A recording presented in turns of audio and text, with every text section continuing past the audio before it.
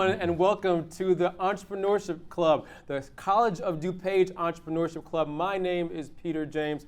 I am a professor here on campus. I'm excited to be here with you all. We are located on the beautiful campus of the College of DuPage, one of the largest two-year colleges in the country, in the United States of America, that is, not in the world.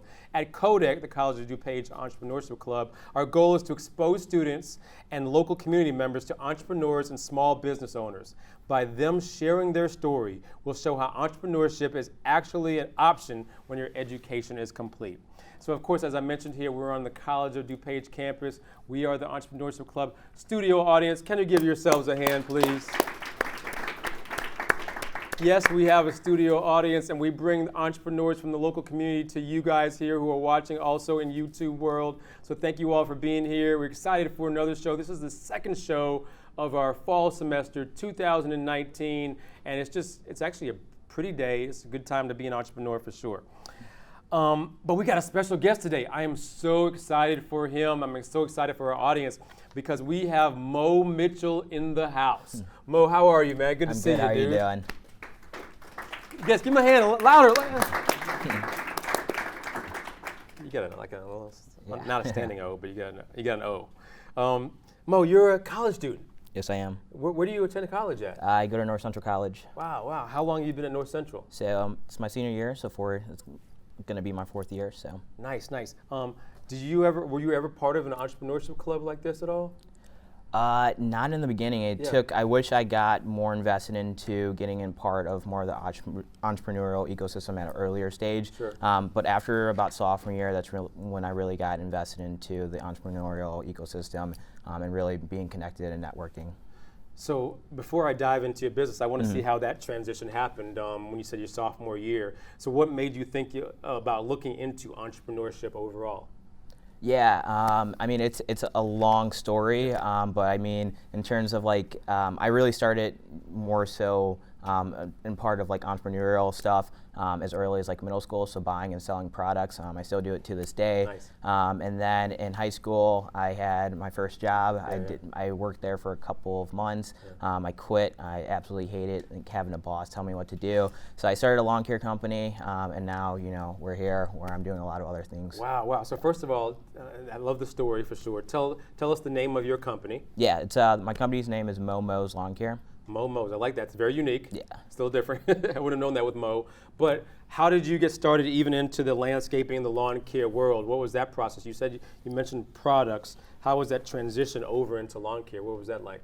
I mean, in terms of sales and negotiating, that was a big part of it. It was also actually understanding the just business in general and how to be good at it and being ethical and all that type of stuff that goes into just buying and selling products. So that kind of led me to that area, and then also just having the confidence to just do your own thing. Absolutely, good stuff. So let me even go back a little bit more. Where are you from originally? Are you from the Naperville area? Yeah, grew up in Naperville. I'm still in Naperville. So you're like Naperville homegrown. Yep. Anybody else in the audience Naperville homegrown? We got 1, 2, 3 Naperville homegrown in the house. Give me a hand. No one Naperville homegrown? Okay, not too many of us. So very cool. Thank you so much for sharing your story. Thank you for coming on the College of DuPage campus here to talk a little bit about that. What is your major over there at North Central? My major is entrepreneurship and business management, and then I have a minor in marketing. So tell us a little bit about the business in detail, where the markets you are that you service, and where do you see your business going in the future? Yeah, I would say first off, to explain our company, we're an app-based lawn care company that's fully subcontracted, so we subcontract the work out to other lawn care companies, and then we have an app that basically automates a lot of the processes, and then there's a self-serve portal, so just like Uber, where customers don't have to call. Basically, any functionalities, we added functionalities in there where customers don't have to send out emails, send out texts, or make phone calls, is basically what we did. So we're just in Naperville. We're doing several hundred houses a week alone in just in Naperville. So that's about that. Actually exiting the company after this season. So around December time, I'm exiting. I'm starting a new software company. So there's going to be a new owner taking over. But for me, I've been very passionate about software and technology, Sure. and creativity that goes into it. So I'm moving into that scheme. So wow, you just blown me away there because you're making a hard left. You're going into another industry. I want to hear a little bit more about the journey, about Moe's, and then I want to talk a little bit about your lawn care company. Excuse me, about your software company, that is. Studio audience, if you have questions as well, I don't want to hog all the questions from Moe here. He's a wealth of knowledge for those of you who are interested in landscaping, for those of you who are interested in starting a business and see how that momentum goes.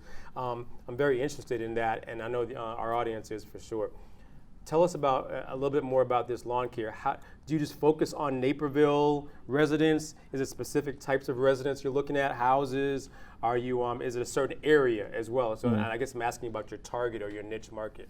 Gotcha. Yeah. So we are we're in all of Naperville. So we do all of Naperville. We're would say 98% of the customers that we have are going to be residential homes, and then the other 2% are going to be commercial. But we mainly just focus on residential homes is what we focus on. And I would say we do basically all sorts of landscaping. So big play on us is that we try to lock in our customers for weekly mowing, because that's, they do it on a weekly basis. And from the data that we have, about 68% of those customers are going to have us do ongoing services. So if it's going to be mulching and spring cleanup and then moving to the fall cleanup, fertilization, all the sorts of other gigs that go into it. Absolutely. Good stuff. Any questions from the studio audience? Yes, that good-looking gentleman in the back over there. Yes, sir. So congratulations on the exiting part. Thank you. What is your advice on, because I'm getting into repeat customer companies as well, like how do you view customer service just so you can build a client base and then, maintain it?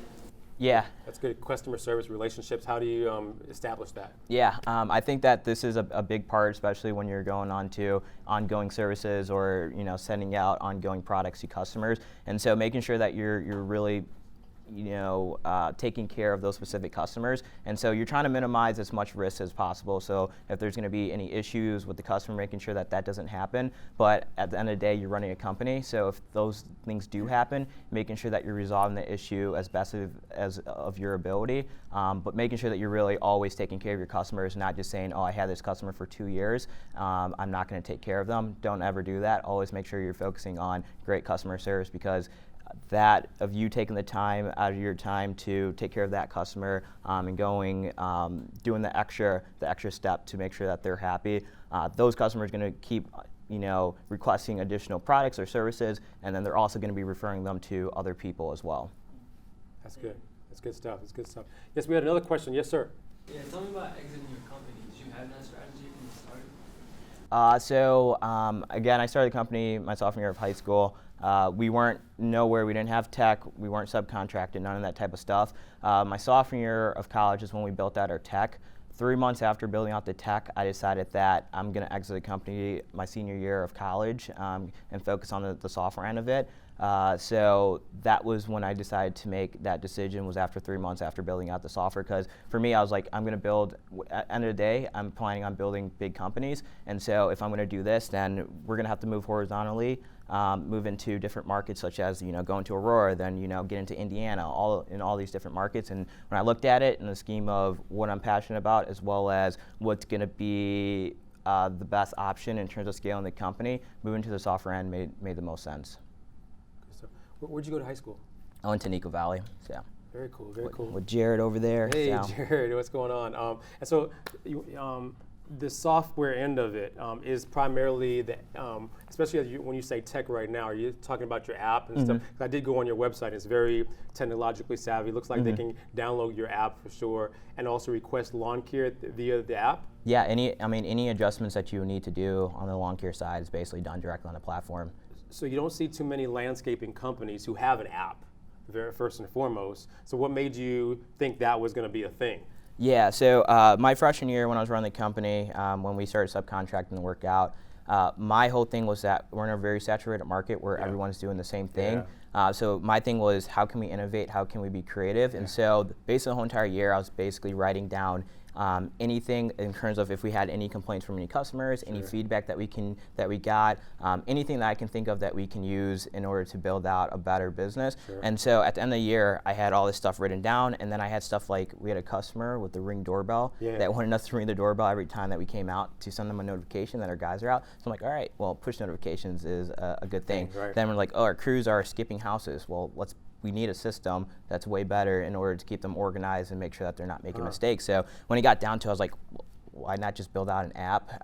It's gonna, apps are, really big in terms of the companies that are utilizing them. So let's build out our own platform. So that's exactly what I did. That's so cool. So I got two questions, but we have a question from the studio audience first. Yes, sir. So for someone, how do you, like, if someone doesn't know coding, they want to make an app, what would be your tips for that start to learn coding? Because it's like the future, so how can they learn? So for students who, like, I have a lot of students who come to me about creating an app or coding like that, what would you recommend to them? Yeah, I mean, I'm not technical myself. I can code a little bit. So when I built out my platform, I actually switched one of my classes out to do a web development class. Apps are way harder, a lot more that goes into app development. I would say if you want to be technical, there's a lot of options out there. Like they have Lab Note School, you probably heard of them.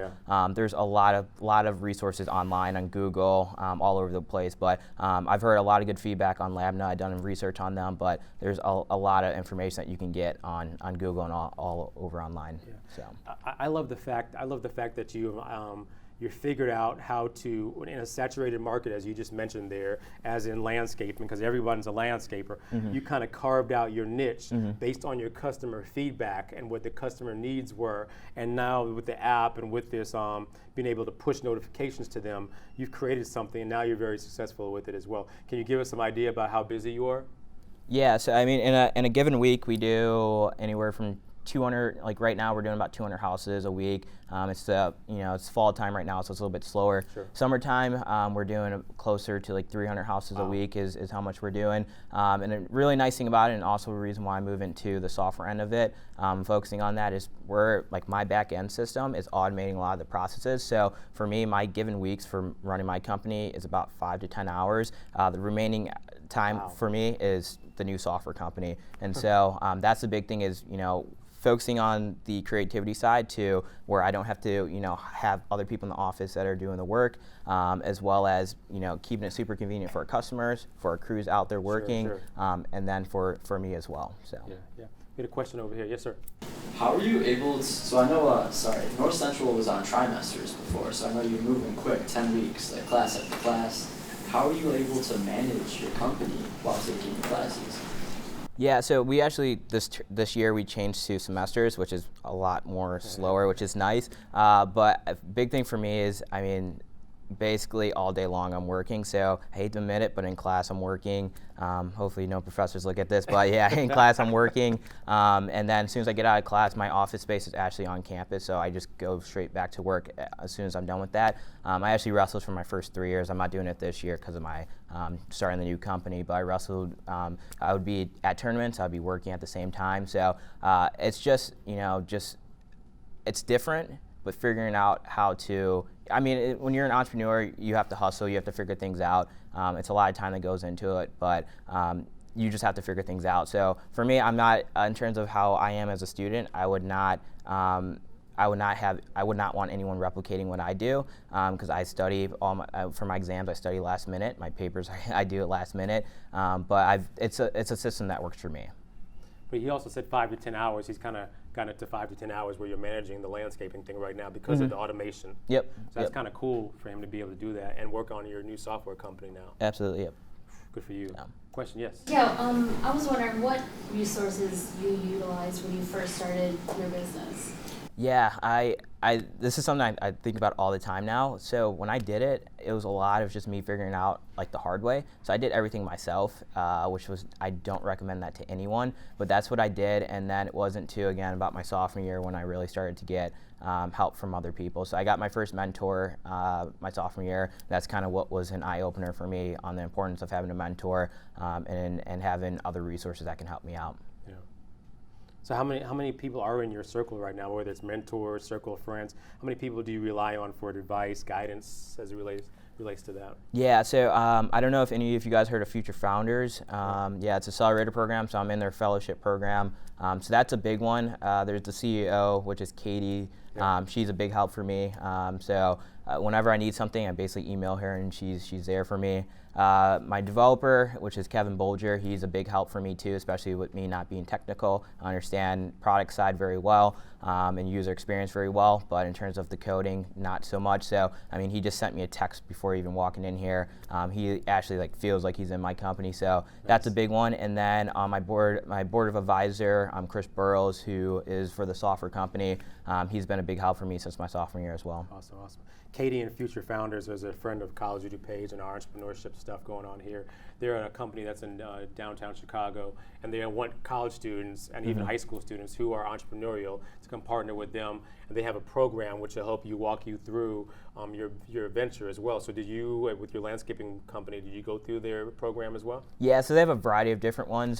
Their residency is more so focused on getting people to actually start their business, and then the fellowship is people that are running companies already. Awesome. So it's helping them, in terms of growing. They don't really focus primarily just on your business. They focus on your business, but then growing you as an entrepreneur as well. Nice, so very that's what I really like about their program. So I got a couple of questions to finish up for sure, and let me know, folks, if you have any more questions from the audience. This has been very insightful for me, I know that for sure. So maybe a personal habit that you do on a daily basis or every other day, weekly, that contributes to your success, something that you have learned that's really helping you to build yourself as an entrepreneur. What is that?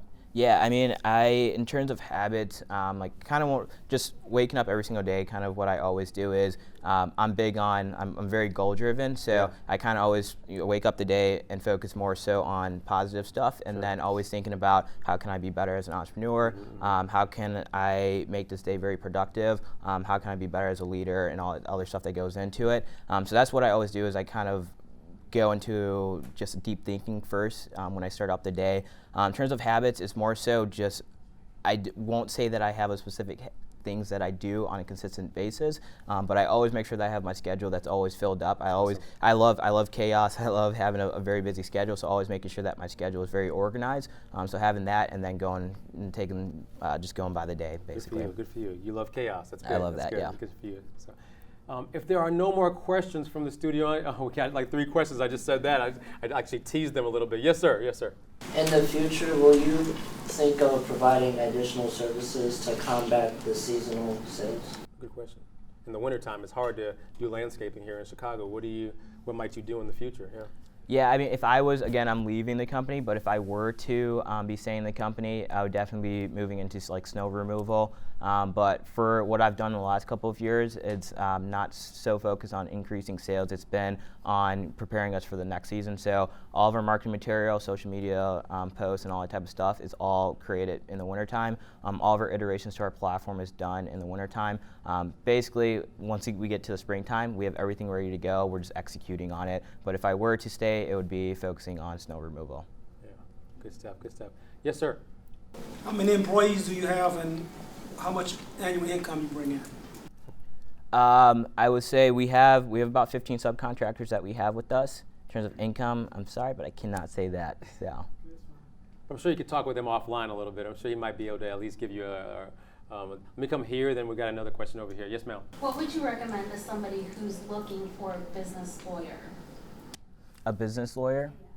What I did, finding an attorney and lawyer, was basically in my circle of entrepreneurs, basically reaching out to them. And I would say if you guys are looking for a developer too, it's the same thing that I did, is reaching out to them and getting their input on their specific attorney or their lawyer. It's kind of hard if you just go online and just search up, a business attorney or something like that. So I would say reach out to people that have worked with a natural attorney and get their opinion on them, and then have them connect you with that specific lawyer or attorney. Good stuff, good stuff. Let's go here, then here. Yes, sir. What do you think has been the biggest quality or skill that you've needed to use when it comes to starting and growing your company? I think one is going to be being resourceful. There's a lot of companies that die just because they spend too much money, especially with the day and age that we're in right now with fundraising, where people just raise money and they just spend without really considering it. So being resourceful, just being smart with the way that you spend your money as well as your time. So I think that's a big one. I think the other side of it's going to be creativity. I think especially when you're a small company and you're starting up, just being able to compete with big companies, the way that you have to do that is being innovative. So those are the two things that I think are key. Yes, sir. As the owner, what you would advise? I am an architect. I have bachelor degree from my country as an architect, and I attended construction management, but I cannot find internship anyway. Internships, yeah. Why? I don't know. Do you mean should be delayed by degree in bachelor degree in architect and just attending construction management? As the owner, if you receive any CV or resume, somebody who have bachelor degree in architect and attended construction management, does that mean something for you as an owner? Especially from a landscape perspective or software, internships or even just specialized degrees. What do you think? Yeah, I mean, it really depends on, I think it really depends on the field. Like for construction, I think that's very complex, so like you need that. But then also there's a lot of people that are doing very well without a business degree, so if they're like doing management or marketing, they may not need to have that specific degree. Software engineers, a lot of them are able to learn it on their own, so it's more so on what they can do rather than the degree. So my answer to you would just be more so focused on the specific industry. For another example, like medicine, you need to have a degree for that. Medicine? Yeah. So like as a doctor is what I'm saying. Now I am attending construction management. Yeah, that was an example. I'm saying that some industries, it's important to have that degree. So on your side of it, someone that's applying to your company, it's important that they have that a construction degree. And then there's some degrees that is not as important as other industries. We got one more question over here. Yeah, so earlier you were saying how an important skill is to be creative. Are there any times that you have like kind of like a block, or how do you get over the creative block? Yeah, for me, I do brainstorming sessions when it comes to new iterations to our platform and just improving our company. But most of the time, the best times that things come to my head is not when I'm actually in a brainstorming session. It's more so like me just reading a book or just me just more so on my alone time when I think of these ideas. So for our biggest, the biggest iterations and best iterations that we've done to our company has not been more so on the brainstorming time. It's more so like in my leisure time. So I got one more question for you right here, and so I end every interview with this question right here for our guests, and thank you so much for coming to College of DuPage. But the big question is this: if you were a freshman again, if you were starting over from the beginning, knowing then what you know now, what would you tell your younger self, or in this case, what would you tell younger college students who are starting down this entrepreneurial path? Yeah. I would say I'm big on like not regretting things that I've done. Yeah. The only thing that I would say that I wish I did, and I think that if you guys are not doing this right now, and it looks like you guys are all here, so you are, but it's really getting a part of the entrepreneurial ecosystem and networking.